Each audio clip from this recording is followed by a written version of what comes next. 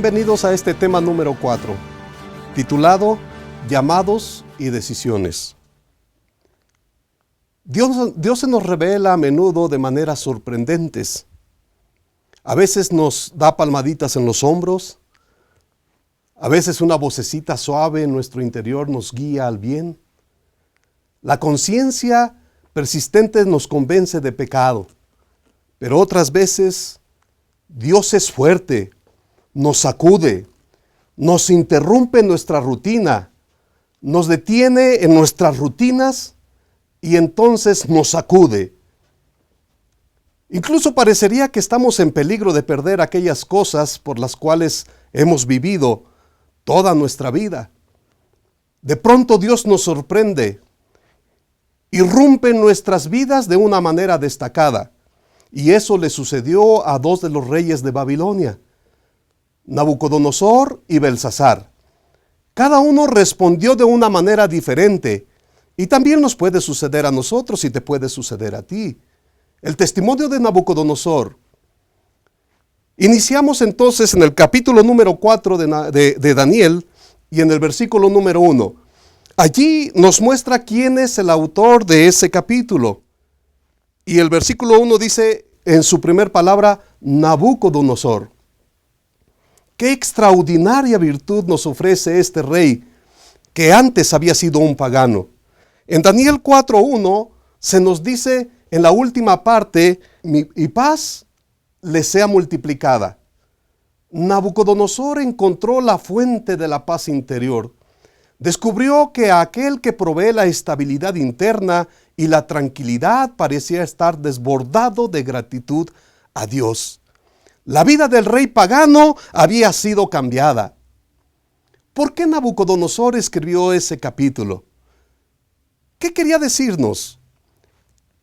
En el versículo 2 del capítulo 4 se nos dice, conviene que yo declare estas señales y milagros que el Dios Altísimo ha hecho conmigo. Es decir, su testimonio. Nabucodonosor es un hombre cambiado, transformado por la gracia de Dios. Se siente con el deber de contar su historia, de compartir la grandeza de Dios que cambió su vida. Si Dios cambió la vida de Nabucodonosor, también puede cambiar tu vida. ¿Cómo describe Nabucodonosor su vida antes de conocer a Dios? En el versículo número 4 se nos dice, yo, Nabucodonosor, estaba tranquilo en mi casa y floreciente en mi palacio. Con demasiada facilidad nos volvemos presuntuosos cuando las cosas están marchando bien en nuestra vida. A veces Dios permite las dificultades y la adversidad para conducirnos hacia Él. ¿Qué vio Nabucodonosor en su sueño, según en Daniel 4 del 10 al 12? La Escritura solamente nos dice, un árbol cuya altura era grande, crecía este árbol y se hacía fuerte y su copa llegaba hasta los confines y se alcanzaba a ver desde los confines de la tierra. Su follaje era hermoso, su fruto abundante y había en él alimento para todos. Debajo de él se ponían a la sombra las bestias del campo y sus ramas hacían morada las aves del cielo. Y el árbol mantenía a toda carne. Pero posteriormente se nos dice en la Escritura, ¿qué fue lo que le sucedió a este árbol? En el versículo del 13 al 16 se nos da más o menos un esbozo de esta manera.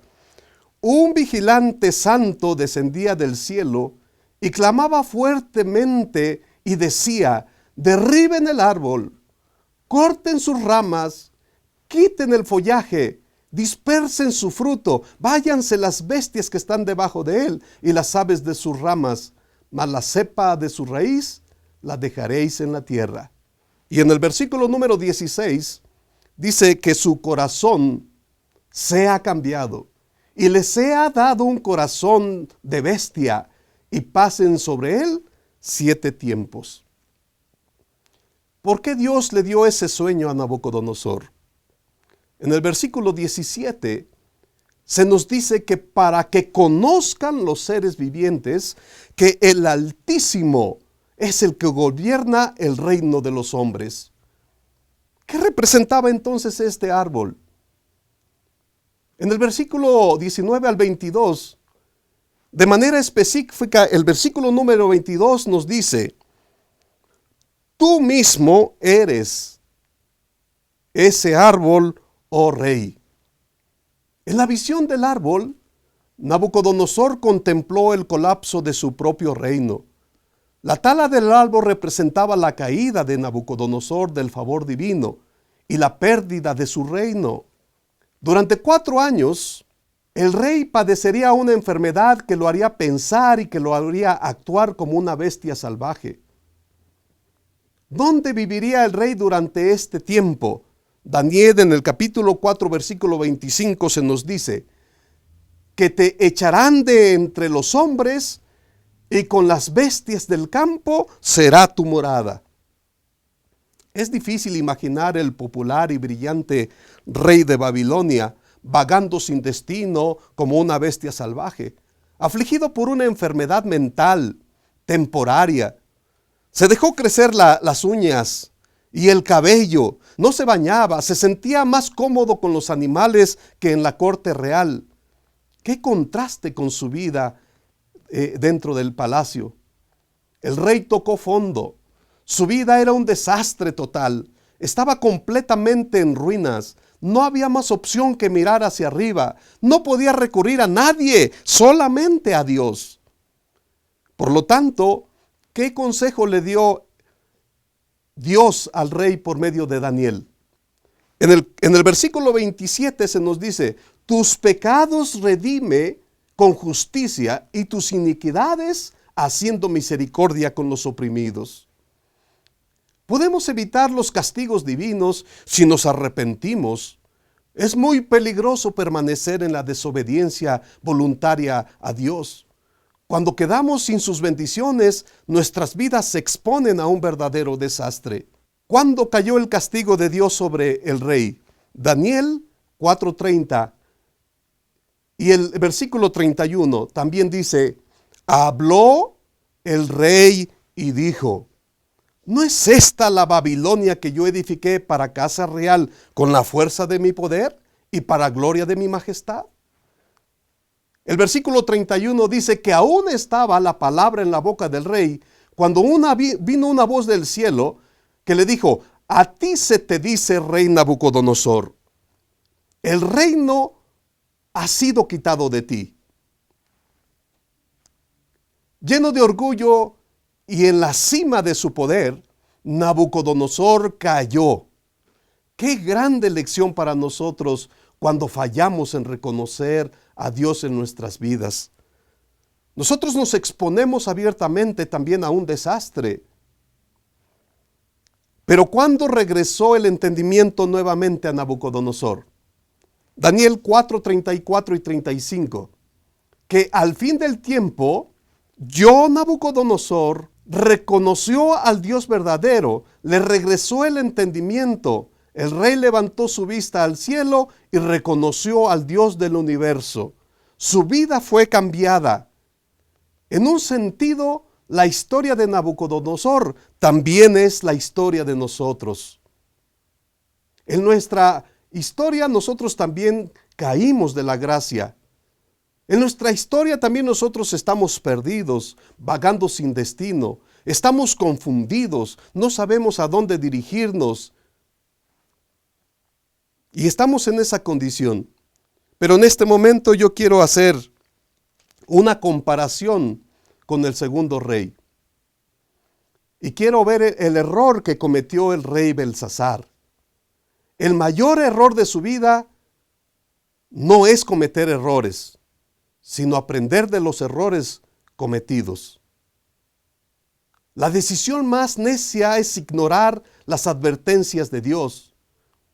Es alejarnos de las oportunidades que Dios nos presenta en la vida.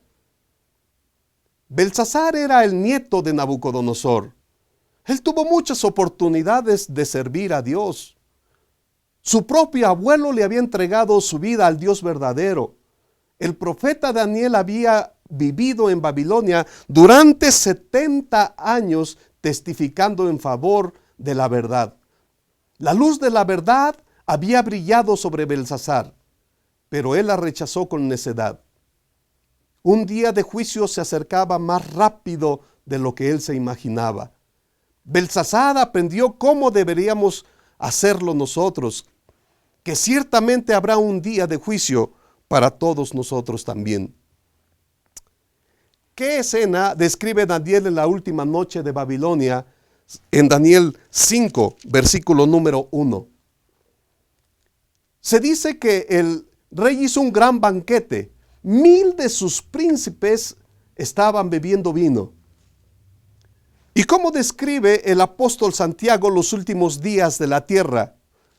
También en Santiago 5:5 se nos dice: habéis vivido en deleites sobre la tierra y sido disolutos, habéis engordado vuestros corazones como en el día de matanza. También se nos describe por medio de Jesucristo en el Evangelio según San Lucas 21:34, donde la Escritura dice: mirad también por vosotros mismos que vuestros corazones no se carguen de glotonería y embriaguez y de los afanes de esta vida, y venga de repente sobre vosotros aquel día.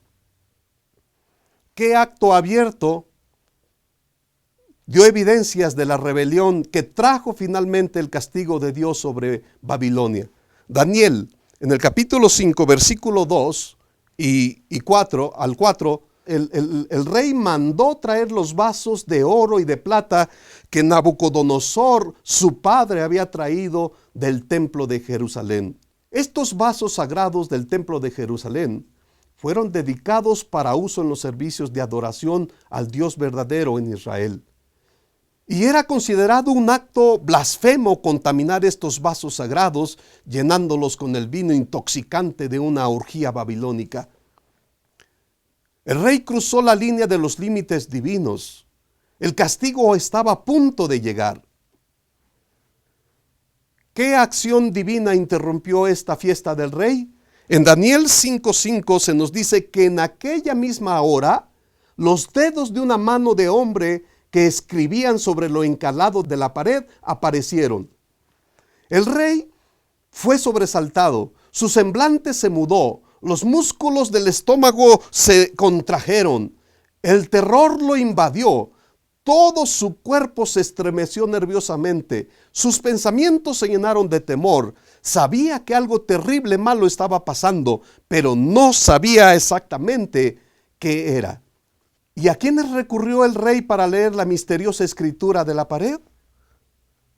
En Daniel 5:7 se nos dice: Belsasar llamó a los magos, llamó a los caldeos y a los adivinos.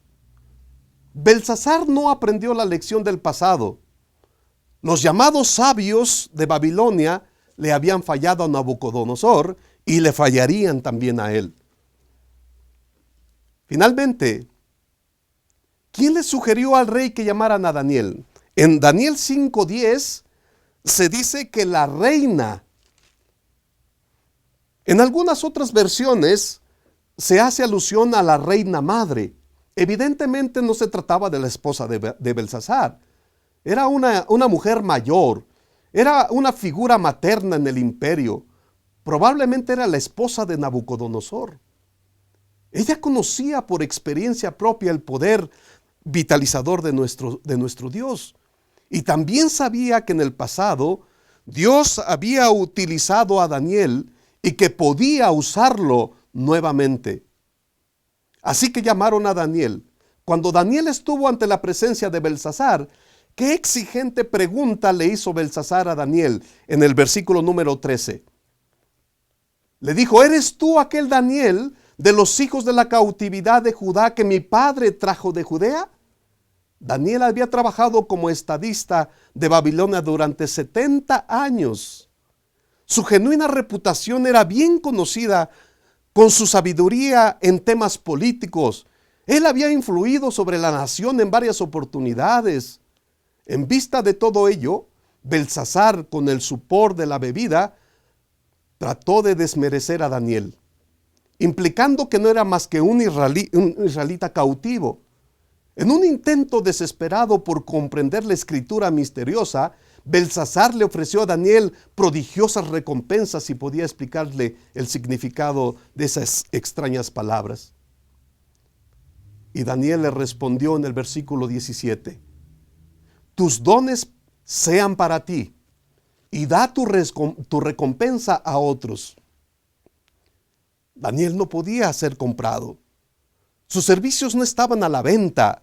Su única motivación era servir a Dios. Su única ambición era recibir el honor del reino de Dios. Daniel aprovechó esta oportunidad para repasar los intentos divinos para salvar a Babilonia. Y a lo largo de la historia de Babilonia, Dios le dio muchas oportunidades de reconocer su voluntad. De muchas maneras, Dios había golpeado a las puertas de Babilonia. Esas oportunidades estaban llegando velozmente al final. La puerta de la misericordia, que había estado abierta durante 70 largos años, estaba a punto de llegar a cerrarse. Los babilónicos habían endurecido su corazón. Dios no podía hacer más que dejarnos liberados de sus propios deseos egoístas. ¿Cuál fue el error de Belsasar? Daniel se lo dijo en el versículo 22. Le dijo Daniel: no has humillado tu corazón a pesar de saber todo esto. Belsasar sabía que era bueno, pero no hizo lo bueno. Le dio la espalda a la luz que Dios le había entregado. Eligió las tinieblas en vez de la luz. El pecado de Babilonia era tan grande porque los babilonios se rebelaron abiertamente contra Dios cuando mejor lo conocían. Nuestro mundo está siguiendo el mismo camino en la actualidad. Por lo tanto, ¿cuál era el significado de esas misteriosas palabras que estaban en la pared? Mené. En el versículo 26 dice que Daniel le dijo: Dios contó tu reino y le ha puesto fin. Tekel. En el versículo 27, Daniel le dijo: pesado has sido en balanza y fuiste hallado falto. Perez. Versículo 28, tu reino ha sido roto y dado a los medos y a los persas. Todo y todo tendrán su última noche en la tierra. Hay una línea invisible que no podemos cruzar sin sufrir consecuencias. El castigo caerá una vez más sobre nuestra sociedad. Cuando los niveles del pecado alcancen cifras determinadas, Dios dirá: ya basta. En los días de Noé, los impíos sellaron su destino en los tiempos de Sodoma y Gomorra. El resultado acumulado del pecado selló la suerte de esas ciudades. Y un feroz castigo bajó del cielo. Lo mismo sucederá en los días finales. Como lo describe el libro del Apocalipsis, la decisión final, irrevocable de toda la raza humana, tomará un día cercano. Por lo tanto, Apocalipsis 22, 11 y 12 dice de la siguiente manera: el que es injusto sea injusto todavía, el que es inmundo sea inmundo todavía, el que es justo practique la justicia todavía, y el santo santifíquese todavía. He aquí yo vengo pronto, y mi galardón conmigo, para recompensar a cada uno según sea su obra. Nuestro Señor nos invita a acudir a Él ahora. Los estimulantes placeres del pecado no valen la pena. Sus brazos están abiertos ahora. Su misericordia está disponible ahora. Su gracia nos alcanza ahora. Su espíritu está actuando ahora. ¿Por qué no acudir a Él ahora? ¿Por qué cometer el mismo error trágico que cometió Belsasar? ¿No sería mejor, hermanos, aprender la lección como Nabucodonosor? No demores, entrégale tu vida hoy. Y muy pronto habrá un día de ajuste de cuentas, un día de juicio final para la tierra. Muy pronto las personas tomarán su decisión final en forma individual. ¿Cuál es la que eliges tú el día de hoy? Que Dios te bendiga.